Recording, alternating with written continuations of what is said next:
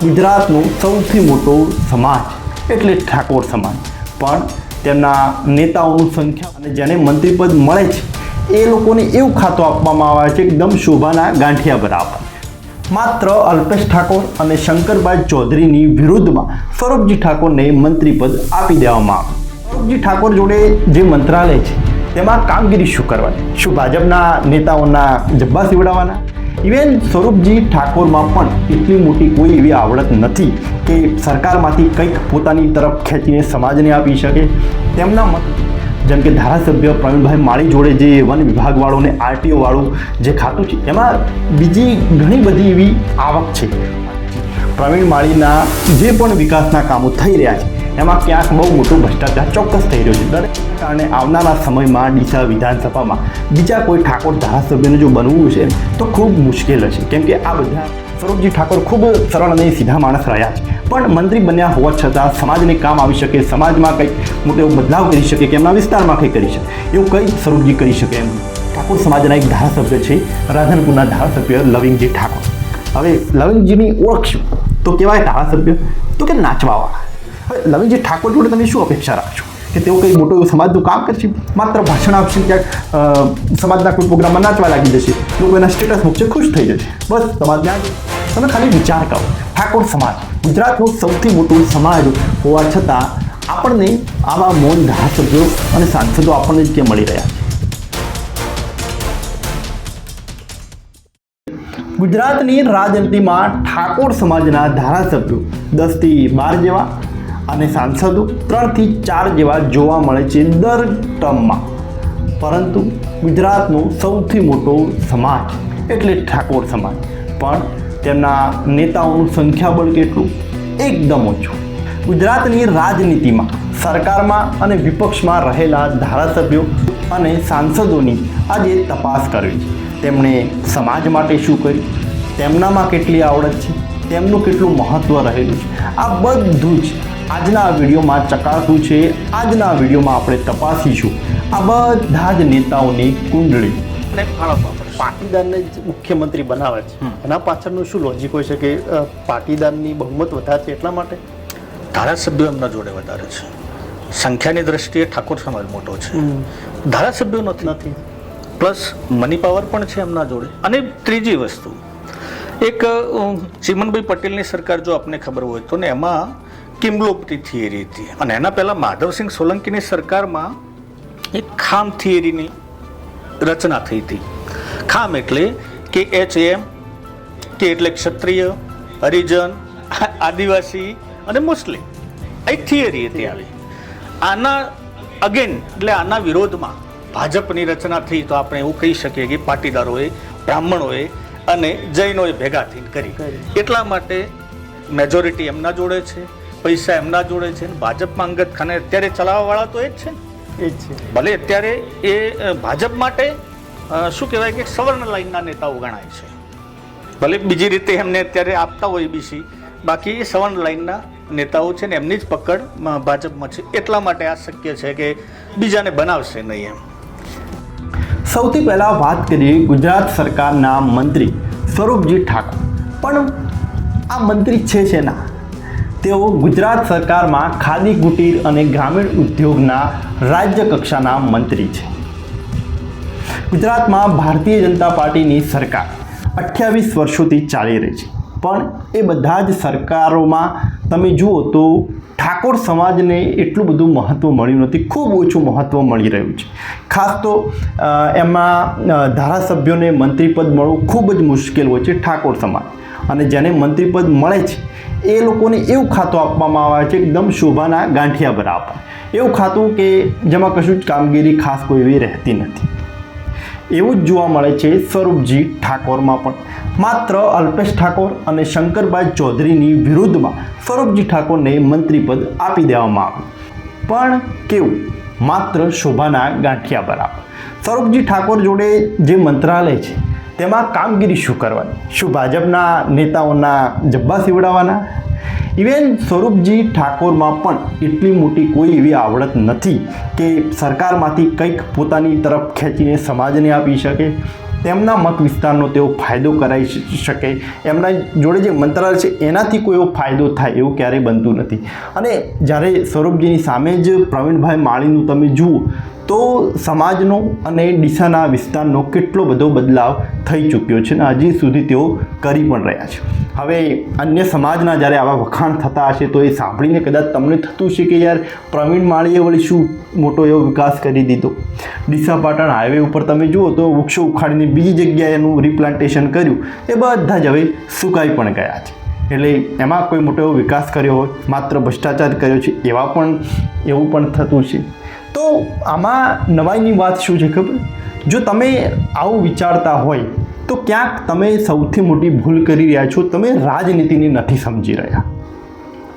અહીંયા બીજા અન્ય સમાજ જોડે જે પણ ખાતાઓ રહ્યા છે કે જેમને મિનિસ્ટ્રી આપવામાં આવે છે, જેમ કે ધારાસભ્ય પ્રવીણભાઈ માળી જોડે જે વન વિભાગવાળો અને આરટીઓ વાળું જે ખાતું છે એમાં બીજી ઘણી બધી એવી આવક છે અને એ જ કારણથી એ બધા જ નેતાઓ એમાં ભ્રષ્ટાચાર કરે છે અને એ બધું જ તેઓ કરીને પોતે તેઓ મજબૂત થઈ જાય છે ભવિષ્યની ચૂંટણીઓ માટે. એટલે આવનારી ચૂંટણીમાં એ પોતે એનો મોટો એવો ફાયદો લઈ લેવાના છે. પ્રવીણ માળીના જે પણ વિકાસના કામો થઈ રહ્યા છે એમાં ક્યાંક બહુ મોટો ભ્રષ્ટાચાર ચોક્કસ થઈ રહ્યો છે. દરેક નેતાઓ પાછળની આ એક ચેન બનેલી છે કે પોતાની ગ્રાન્ટોમાંથી પોતાના જોડે જે મંત્રાલય છે એનો કઈ રીતે ઉપયોગ કરવો. થોડા દિવસો પહેલાં જ મેં વાત કરી હતી કે 99 લાખની કાકડી માટે સબસિડી આપવામાં આવી હતી, કેમ કે પોતાના જે એમાં મંત્રાલય હતું. નીતિન ગડકરીમાં તમે જુઓ તો E20 ઇથેનોલ, એમાં પણ એ જ છે કે પોતાના મંત્રાલયથી પોતાનો જ ફાયદો થઈ રહ્યો છે. એટલે આ બધા જ ભ્રષ્ટાચાર કરીને આ બધા જ નેતાઓ પોતે મજબૂત થઈ રહ્યા છે અને એવું જ જોવા મળ્યું છે પ્રવીણ માળીના કેસમાં. ડીસાના ધારાસભ્યમાં પ્રવીણ માળીએ બધું પોતાના આવકનો એ સ્ત્રોત બનાવી દીધો છે અને પોતે મજબૂત થઈ રહ્યા છે અને એના કારણે આવનારા સમયમાં ડીસા વિધાનસભામાં બીજા કોઈ ઠાકોર ધારાસભ્યને જો બનવું છે તો ખૂબ મુશ્કેલ હશે, કેમ કે આ બધા ફેક્ટરો ત્યાં કામ કરશે. અને આ જ વસ્તુ છે કે રાજકારણમાં તમારે સમજવું પડશે કે બધું જ ખોટું તો થઈ જ રહ્યું છે, પણ સ્વરૂપજી ઠાકોર પોતે એ બધી ગ્રાન્ટોમાં એવું કશું નથી કરી શકે એમ કે જેથી તેઓ પોતે પણ મજબૂત થઈ શકે, કે પછી કોઈ પોતાના જ સમાજના કોઈ અન્ય વ્યક્તિને ત્યાં એક ચહેરા તરીકે તેઓ ત્યાં મજબૂત બનાવી શકે, એવું પોતે તેઓ કશું કરી શકે એમ નથી. કેમ કે સ્વરૂપજી ખૂબ એકદમ સરળ માણસ છે અને આ બધું સાંભળવામાં તમને પણ કડવું લાગતું હશે કે અમારા સમાજના એક તો એવા મંત્રી છે અને તમે આવું કેમ કહી રહ્યા છો. ખાસ તો ઠાકોર સેનામાંથી આવેલા છે એટલે પણ ઘણીવાર આપણને ખોટું લાગતું હોય છે કેમ કે અમારી લાગણી બંધાયેલી હોય છે. એટલે આ બધું એક સમજવા જેવું છે ને આ એક કડવી વાસ્તવિકતા છે અને એને સ્વીકારવી એ ખૂબ જરૂરી છે. કેમ કે કેટલા દિવસો તમે માત્ર આવા એક ચશ્મા પહેરીને એક વર્ચ્યુઅલ હેપીનેસ પાછળ ખુશ થશો. અને મારે કોઈ સ્વરૂપજી ઠાકોરથી કોઈ દુશ્મની હોય એવું નથી, મારે પણ ખૂબ સારા એવા પારિવારિક સંબંધ છે, ખૂબ સારા એવા સંબંધો સ્વરૂપજી ઠાકોર જોડે રહેલા છે. પણ અહીંયા સમાજની વાત છે, જ્યારે સમાજની આવી કોઈ વાત આવે છે જે કડવી લાગે પણ એ કડવી વાસ્તવિકતા તમારા આગળ રજૂ કરવી એ અમારી ફરજ છે. સ્વરૂપજી ઠાકોર ખૂબ સરળ અને સીધા માણસ રહ્યા છે, પણ મંત્રી બન્યા હોવા છતાં સમાજને કામ આવી શકે, સમાજમાં કંઈક મોટો એવો બદલાવ કરી શકે કે એમના વિસ્તારમાં કંઈક કરી શકે એવું કંઈ સ્વરૂપજી કરી શકે એમ નથી. અને આ એક રાજનીતિનો ભાગ છે. તમે જુઓ તો ભારતીય જનતા પાર્ટીની સરકારમાં આવા જ નેતાઓને પોતે મંત્રીમંડળમાં સામેલ કરી દેતા હોય છે કે જેથી તેઓ વધારે કંઈ બોલી ન શકે. અને સ્વરૂપજીની વાત કરું ને તો સ્વરૂપજી ખરેખર ખૂબ એટલા બધા સરળ ને ભોળા માણસ છે કે જે અલ્પેશ ઠાકોરનો જે અભ્યુદય કાર્યક્રમ થયો એ વખતે મેં એમને જોડે બાઇટ લેવા ગયો કે સર આપના આજના કાર્યક્રમ વિશે શું બોલશું, તો એ વ્યક્તિ મને લિટરલી ના પાડી કે યાર મારાથી બાઇટ નહીં બની શકે, હું નહીં બોલી શકું, આવું કહ્યું. એટલે તમે વિચાર કરો કે જે માત્ર મીડિયાની સામે એક બાઇટ આપવામાં શરમ આવતી હોય, બાઇટ આપવા સક્ષમ ન હોય તો પછી નેશનલ મીડિયામાં તો એ બોલી જ ન શકે. નેશનલ મીડિયા તો દૂરની વાત છે, પણ ગુજરાતમાં કોઈ એવી સમાજની કોઈ વાત આવશે, કોઈ ભાજપના મોટા નેતાઓ આગળ કંઈ વાત રાખવાની આવશે તો શું સ્વરૂપજી ઠાકોર આગળ મૂકી શકશે ખરા? એટલે આ બધી બાબતો ખૂબ સમજવા જેવી છે. છે. કેમ કે ગઈ વખતે તમે જુઓ GR8માં એક મોટો બદલાવની વાત આવી હતી, અનામત હટાવવાની વાત આવી. આવા બધા જે મુદ્દાઓ છે આવા વખતે આ નેતાઓની ખૂબ જરૂર છે. એવા સમયે જો OBC નેતાઓ અવાજ ઉઠાવે તો ચોક્કસ એનો ફાયદો થઈ શકે એમ છે, પણ આવા નેતાઓ એ સમયે બોલતા નથી. પોલીસની પરીક્ષામાં દોડને હટાવી દેવામાં આવે એનું સૌથી મોટું નુકસાન OBC વર્ગને છે. છતાં પણ એક નેતા પણ એમાં બોલ્યો નહોતો, કેમ કે આપણી જોડે એવા નેતાઓ જ નથી કે જે બોલી શકે એમ છે. એટલે સમાજને હવે મનોમંથન કરવાની જરૂર છે કે જો સમાજને આવા લોકોની જરૂર છે ખરી. આવા બધા જ નેતાઓની ચર્ચા કરવાનો તો કોઈ મતલબ નથી. ઓવરઓલ તમે જુઓ તો બધા જ લોકોને ખબર છે કે કયા નેતાઓ પાવરફુલ છે અને કયા નેતાઓ એકદમ મૌન પ્રકારના છે. ઠાકોર સમાજમાં જેના નામ પ્રચલિત હોય, વર્ચસ્વવાળા હોય એવા અમુક નામો છે કે જેમાં એક નામ આવે છે અલ્પેશ ઠાકોરનું, સાંસદ જ્ઞાનીબેન ઠાકોર, જગદીશ ઠાકોર પૂર્વ સાંસદ, ધવલસિંહ ઝાલા, ચંદનજી ઠાકોર અને કેશાજી ચૌહાણ. આવા અમુક જ એવા નામો છે કે જે સમાજના દરેક કાર્યક્રમના એમની હાજરી જોવા મળતી હોય છે. બંધારણ જેવા વિષય ઉપર એમની ખૂબ સારી એવી કામગીરી રહી છે. અલ્પેશ ઠાકોરે અભ્યુદય કાર્યક્રમ થકી સમાજને એક સરસ્વતી શૈક્ષણિક ધામ પણ આપ્યું છે. જ્ઞાનીબેન ઠાકોરનું સમાજના બંધારણના, સમાજના ઘણા બધા એવા વિકાસના કોઈ અંધશ્રદ્ધા હોય એવા બધા મુદ્દાઓમાં જ્ઞાનીબેનની ખૂબ ચર્ચાઓ જોવા મળતી હોય છે. એટલે ઓવરઓલ આવા બધા અમુક જે નેતાઓ છે એનાથી સમાજને ફાયદો ચોક્કસ છે. અને આ નેતાઓ પાવરફુલ તો છે, પણ આ નેતાઓમાં પણ ઘણા એવા મુદ્દા ઉપર શાંત રહે છે. માત્ર અમુક જ એવા મુદ્દા છે કે જે વર્ષોથી રિપીટ ચાલી આવે છે અને એ જ મુદ્દા ઉપર આ લોકો બોલે છે. એકચ્યુઅલમાં સમાજને વિકાસ થાય તેવું આ નેતાઓ કશું જ નથી કરતા. માત્ર વર્ષોથી કોઈ એક કામ કર્યું છે અને એ જ કામ વર્ષો સુધી ગણાવવાનો પ્રયત્ન કરી રહ્યા છે. બાકી હવે આગળના સમયમાં જે પડકારો આવશે કે તેના ઉપર કઈ રીતે આગળ એનો સામનો કરવો, કઈ રીતે એનું ટેકલ કરવું, યુવા વર્ગને કઈ રીતે આગળ લઈ જવો, એ બધું જ જે મેનેજમેન્ટ છે કે એ બધા જે વિષયો છે એના ઉપર આવા આગેવાનો કશું જ બોલતા નથી, એના માટે કશું જ કરતા પણ નથી. એટલે ક્યાંક ભવિષ્યમાં કહેવાય ને કે પાણી પહેલાં પાળ બાંધી લેવી જોઈએ, એ આ નેતાઓ કશું જ નથી કરતા.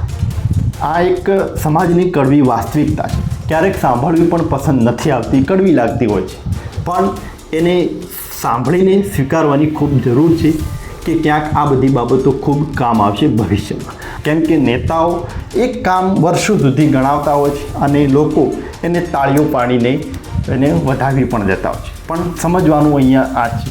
અને અહીં આખી રાજનીતિ પણ એ જ બાબત છે કે જે પણ પાવરફુલ નેતાઓ છે એ લોકોને રાજનીતિમાંથી હંમેશા દૂર કરવાનો પ્રયત્ન ત્યાંની પાર્ટીઓ કરતી હોય છે. દાખલા તરીકે અલ્પેશ ઠાકોર હોય કે પછી ધવલસિંહ ઝાલા હોય કે કેશાજી ચૌહાણ, આ બધા નેતાઓ ભારતીય જનતા પાર્ટીના નેતાઓ છે.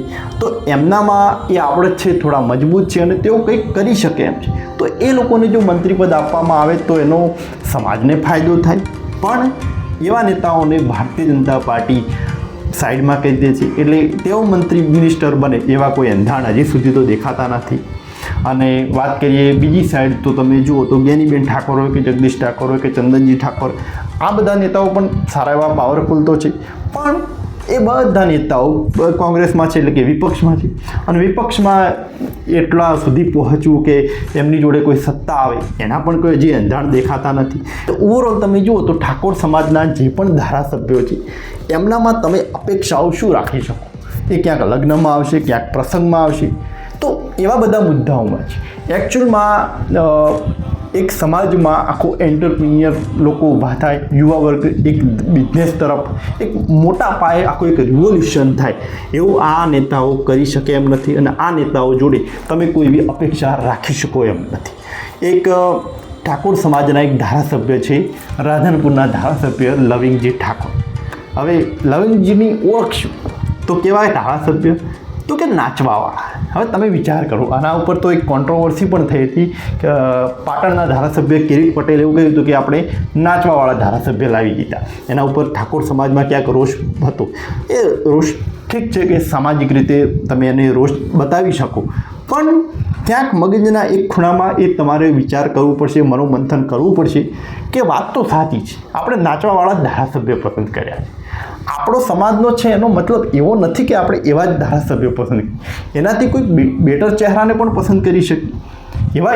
એવો એક વાતાવરણ તો બનાવી શકીએ. કેમ નાચવાવાળા આપણે વાત કર્યું? હવે લવિંગજી ઠાકોર જોડે તમે શું અપેક્ષા રાખશો? કે તેઓ કંઈ મોટું એવું સમાજનું કામ કરશે? માત્ર ભાષણ આપશે ને ક્યાંક સમાજના કોઈ પ્રોગ્રામમાં નાચવા લાગી જશે, લોકો એના સ્ટેટસ મૂકશે, ખુશ થઈ જશે, બસ સમાજને આ જોઈએ. આવું ના હોય. આ બધા જ નેતાઓ, આવા નેતાઓની ખરેખર જરૂર નથી. કોઈક સારા એવા નેતાઓ હવે જરૂર છે કે થોડોક એમનામાં કંઈક સારી એવી એક આવડત હોય.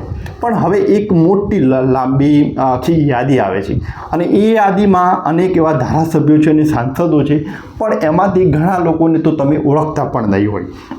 અને ઓળખતા નહીં હોય એના પાછળનું કારણ શું છે? તો કે એમને સમાજ માટે એવું કોઈ મોટું કામ નથી કર્યું. અમુક એવા નામ કદાચ તમે સાંભળેલા છે. એમાં અમુક એવા નામો છે રાજ્ય કક્ષાના પૂર્વ મંત્રી, શ્રમ અને રોજગાર જેમની જોડે આખું ખાતું હતું એવા ચાણસ્માના ધારાસભ્ય દિલીપ ઠાકોર. આ પણ એક વર્ષો સુધી સરકારમાં મંત્રી રહ્યા, મિનિસ્ટર રહ્યા, પણ એમનું ખાસ કોઈ વર્ચસ્વ નથી. સમાજને કંઈ એનો ફાયદો નથી થયો. કારણ શું હતું કે એમના જોડે એવું કંઈ ખાતું જ નહોતું. અને એક એની જગ્યાએ ચાણસ્માના ફરીથી આ વખતે જે ધારાસભ્ય આવ્યા એવા દિનેશ ઠાકોર, કાંકરેજના ધારાસભ્ય અમરતજી ઠાકોર, સુખાજી ઠાકોર, બકાજી ઠાકોર, ભરતજી ઠાકોર બેચરાજીથી, બળદેવજી ઠાકોર કલોલ, ભરતસિંહ ડાભી. આમાંથી અમુક નામો તો એવા પણ છે કે જેને ભાષણ આપતા પણ નથી આવડતું. એ બોલે તો પણ તમને એવું લાગે કે યાર આ શું બોલી રહ્યા છે. એક સાંસદનું નામ છે ભરતસિંહ ડાભી. તો આવા અનેક નેતાઓ અને સાંસદો ઠાકોર સમાજના છે ગુજરાતની રાજનીતિમાં કે જેઓ માત્ર ને માત્ર ભાષણ આપે છે. ભાષણ સિવાય એમનામાં એવી કોઈ આવડત નથી કે તેઓ સમાજને કંઈ ફાયદો કરાવી શકે. એમનું કામ છે સમાજના પ્રસંગોમાં હાજરી આપી, સમાજ ખુશ થઈ જશે. તમે ખાલી વિચાર કરો, ઠાકોર સમાજ ગુજરાતનું સૌથી મોટું સમાજ હોવા છતાં આપણને આવા મૌન ધારાસભ્યો અને સાંસદો આપણને જ કેમ મળી રહ્યા છે કે જે કશું જ બોલી શકે એમ નથી? તો તમે વિચાર કરો કે એ લોકો ભવિષ્યમાં કોઈ એવો મોટો પડકાર આવશે કે સરકારમાં કોઈ એવી નીતિ બદલાઈ જશે તો શું એ બોલી શકશે? તો એનો જવાબ છે ના. અને એ બધાથી દૂર પણ આવનારા સમયમાં સ્પષ્ટ એવું દેખાઈ રહ્યું છે કે આર્ટિફિશિયલ ઇન્ટેલિજન્સ કે જેના ઉપર ખૂબ કામ કરવાની જરૂર છે, સમાજને કામ કરવાની જરૂર છે. કેમ કે આવનારા સમયના યુવા વર્ગ માટે, નવી પેઢી માટે એક મોટો પડકાર છે આર્ટિફિશિયલ ઇન્ટેલિજન્સ, AI. પણ એના માટે ધારાસભ્યો, હું એવું નથી કહેતો કે ધારાસભ્યો જોડે કોઈ જ્ઞાન હોય કે એ લોકો કરાવે, પણ એ લોકો મેનેજ કરી શકે એમ છે. કોઈ એવા સેમિનાર કરાવી શકે એમ છે. કોઈ એવા જેને આવડે છે આર્ટિફિશિયલ ઇન્ટેલિજન્સના જે જાણકાર લોકો છે એ લોકોને એક માધ્યમ તો એ લોકોનું આખું પૂરું પાડી શકે એના સમાજના યુવા વર્ગને. પણ એવું કોઈ કરવા તૈયાર નથી. એટલે આ બધા જ પડકારો છે, પણ આ નેતાઓ જોડે તમે આવી કશી જ અપેક્ષા રાખી શકો એમ નથી. અહીં સમાજના લોકોને એ બાબત ખૂબ સમજવાની જરૂર છે કે સમાજના નેતાઓ સમાજના નેતાઓની માત્ર વખાણ કરવાની જરૂર નથી. ક્યારેક એમને એક શંકાની નજરે પણ તમે જુઓ. કેમ કે જ્યારે તમે એક શંકાની નજરે જોશો તો એમનામાં તમે ઘણી એવી ભૂલો દેખાશે કે હા, આ નેતાને આ કામમાં આવું કરવાની જરૂર નથી, આ નેતાએ આ ભૂલ કરી છે. ભલે તમે એમના સપોર્ટર રહ્યા, તમે સપોર્ટર રહો, અને આપણે કોઈ જાહેરમાં એમનો વિરોધ કરવાની વાત નથી, પણ ક્યાંક એક શંકાની નજરે જુઓ ત્યારે જ તમે અમુક બાબતોને સમજાશે કે આ નેતાએ આ વસ્તુમાં રાજકારણ રમી ગયું. એટલે દરેક જગ્યાએ રાજકારણ આ લોકો રમતા હોય છે, અને આ સમાજના લોકો એ છેતરાઈ જતા હોય છે. કેમ કે ભોળા છે અને અમને રાજનીતિની કંઈ ખબર નથી. તો ઓવરઓલ આ રહ્યું છે ગુજરાતની રાજનીતિમાં ઠાકોર સમાજના ધારાસભ્યો અને સાંસદોની રાજનીતિમાં આ રીતની રહી છે કુંડળી. 2027 વિશે પણ અમે એક વિડીયો બનાવ્યો હતો, અને એમાં પણ મેં વાત કરી હતી કે આવનારી 2027ની વિધાનસભાની ચૂંટણીમાં ઠાકોર સમાજના જે નેતાઓ છે એમનું કઈ રીતનું વર્ચસ્વ રહે છે, એના માટે પણ આ લોકોની કશું જ કામગીરી રહી નથી. તમારું શું માનવું છે આ વિષય ઉપર એ નીચે કોમેન્ટમાં જરૂર લખજો. અને આવા જ રાજનીતિ સાથે જોડાયેલા વિડીયોને જોતા રહેવા માટે અમારી ચેનલને સબસ્ક્રાઈબ કરજો.